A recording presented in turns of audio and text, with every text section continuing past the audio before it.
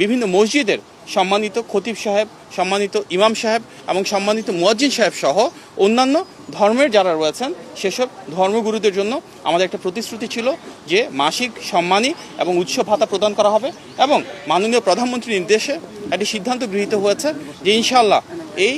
ঈদের আগেই আমরা এটি পর্যায়ক্রমে শুরুর যে প্রস্তুতি সেটি সম্পন্ন করে কিছু কিছু জায়গায় ইনশাআল্লাহ সম্মানিত খতিব সাহেবদের, ইমাম সাহেবদের এবং মুয়াজ্জিন সাহেবদেরকে একটি সম্মানী প্রদান করব ইনশাআল্লাহ। এর পাশাপাশি বিএনপির একটি বড় নির্বাচনী প্রতিশ্রুতি ছিল সারা বাংলাদেশের প্রতিটি মানুষের জন্য যেন